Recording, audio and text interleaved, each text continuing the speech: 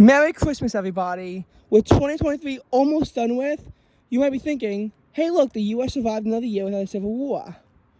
But you really can't be celebrating that. A civil war could happen with pretty much any moment.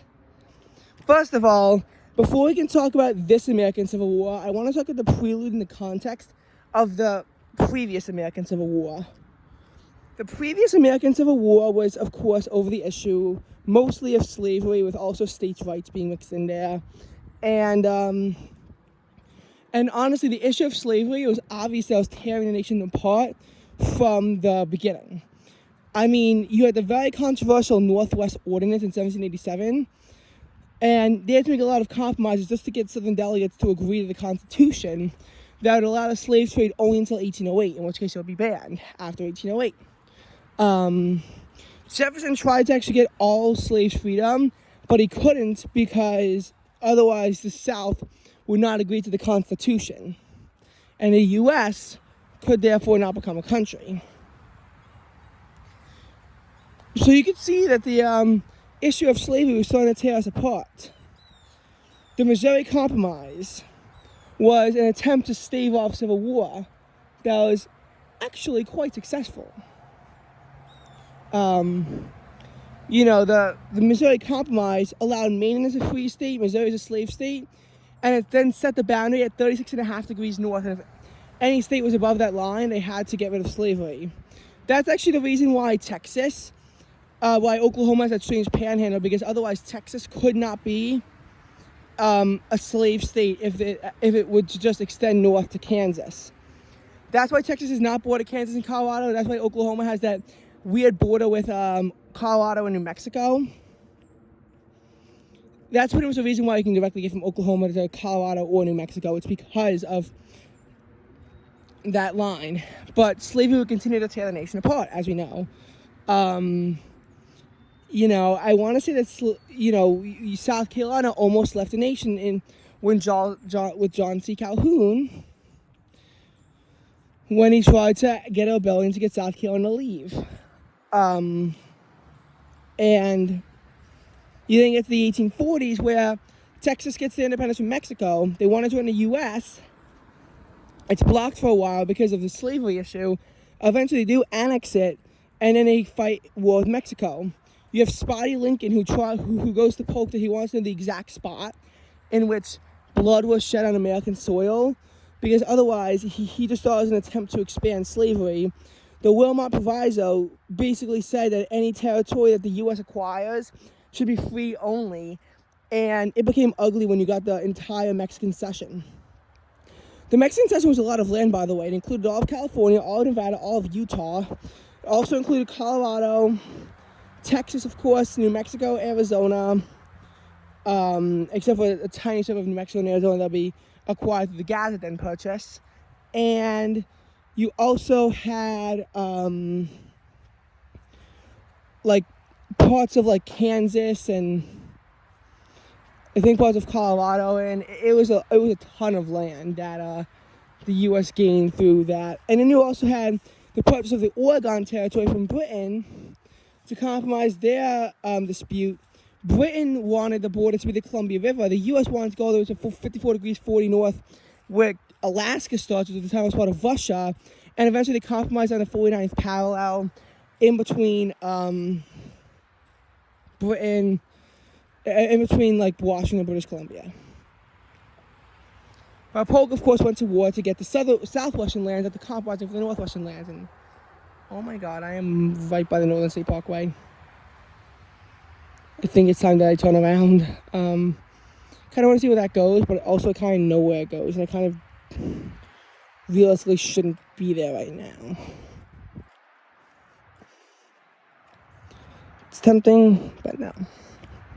In any case, you had tensions increase. You have the Compromise of 1850, which puts Californians free and the slave trade is banned in D.C., but northern states have to respect the stricter fugitive slave law, and popular sovereignty is established. And that would lead to disaster. Because then you have the Kansas-Nebraska Act, where Nebraska becomes a free state, pretty uncontroversially, and pretty much Kansas erupts in civil war as both pro and anti-slavery forces try to get the state to support what they want. Eventually, Kansas is admitted into the Union as a free state, but hundreds of lives were lost in the fighting that tore through Kansas. And it's called Bleeding Kansas to this day. Many northern states also tried to disrespect the fugitive slave law in places like New England, so it just became very ugly. You had John Brown lead a massacre in eastern Kansas to get anti-slavery forces killed. When you had Buchanan pretty much deny slavery as the issue in the election of 1856, that was very controversial, especially with the Dred Scott decision, which ruled the Missouri Compromise unconstitutional and said that blacks had no rights. It was very bad. You had the Lincoln-Douglas debates for the 1858 Senate election in Illinois. Lincoln won a popular vote, but at this time, state legislators choose your representatives, and they chose Douglas over Lincoln to represent the seat, but Lincoln would win the 1860 election without a single Southern vote. Also, during this time, John Brown leads a raid in Harper's Ferry, which at that point is part of Virginia and is now part of West Virginia, to take down slavery, but winds up getting executed for treason, and Lincoln condemns this in the Cooper Union Address. After Lincoln is elected, South Carolina and 7 other southern states would secede. The Creighton Compromise was a kind of a last-ditch resort to get them to come back, but it failed miserably, and that's how we had a civil war start. Now, how can we draw a connection to all of this? Well, in this case, you kind of have the parties switch lines politically in the 1960s following the Civil Rights Act, where Republicans kind of were the ones who became more anti-equality, but not really so much so to these days, whereas Democrats are the ones pushing civil rights. So you had the states in the South vote Democratic as a bloc pretty much throughout this time frame, where you pretty much had a solid South. Now, Harding did win Tennessee in 1920, but all the other states remained Democratic, and the Democrats also carried Kentucky, which was one of those border states in the Civil War that was in the Union but supported slavery. And the fact that, it was this competitive in the South when the nation voted like Republican by a margin of 25%, and it was one of the biggest landslides in election history, it really shows you how solid the South was. South Carolina voted for the Democratic candidate by over 90% of a margin, and was 118% more Democratic than the nation as a whole because of the Republican landslide. In 1924, Republicans flipped Kentucky, but Democrats flipped Tennessee, and again, a Republican landslide where you had a significant progressive candidate split the vote, and even if all those votes went to the Democrats, Coolidge still would have won by a significant amount. I will say, in 1928, Hoover actually managed to flip a bunch of southern states because Al Smith was a Catholic, but of course, they would vote Democrat the next 5 years, and the Democrats actually won all those elections. And in 1952 and 56, you had, again, some flip, but by 1964, it began to become where those deep South states had always voted blue and now starting to vote Republican, and it would kind of stay that way for a while. So that's how that went. And from 1954 and 1994, Republicans pretty much had no control of Congress. It was all Democrats. But in 1994, the Republicans changed that through the Republican Revolution. They flipped the House for the first time in 40 years by flipping 54 seats and acquiring like a 232 to 203 majority or something like that. It wasn't a big majority of the House, but the fact that they could actually get Republican control was significant politically. And in 1994, Republicans also get control of the Senate, and by like an actual lot. But Newt Gingrich is going to increase political tensions with Bill Clinton. Beforehand, the parties could actually get along, and this was sort of where sort of where parties began to isolate each other, but pretty much the entire nation coalesced against Republicans. After 9/11, Bush's approval rating skyrocketed, and that's how Republicans actually were able to gain in the 2002 midterm elections. But of course, Bush's popularity declined following his poor handling of Iraq. He struggled to win against. I know Al Gore's election was very controversial. There was some controversy in the Kerry election because of voter irregularities in Ohio. Honestly, it was more controversial because they actually tried to object to those electoral votes to get the Democrat John Kerry in, but it didn't work.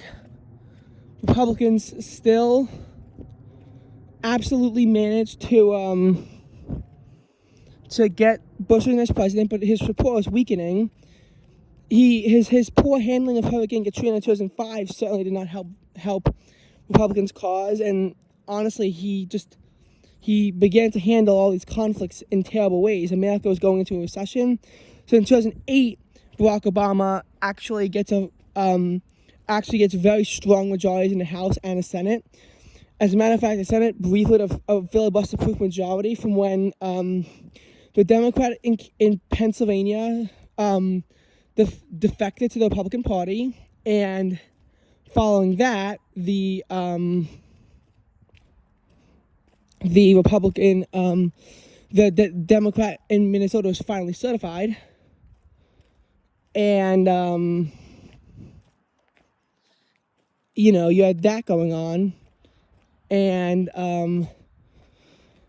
and what happened next, and then but then the Republicans changed just by flipping a seat in Massachusetts. But Trump would really change everything and make this country a lot more politicized and polarized. But honestly, the problem with Trump goes so much deeper than just the traditional sense of where Trump like when Trump led an insurrection against the House and on January 6th, that was certainly bad, and there have been other instances of where we've had pretty bad political tension since then, and that's what I think as Americans we need to be worried about. Also, holy shit, I am nowhere near home. And what I want to make this point about 2023 is that in this time, there's dysfunction within the Republican Party themselves, and that's what I think the concerning part is. There was dysfunction amongst the Republican Party themselves, and that's what Americans will be really scared for in the future.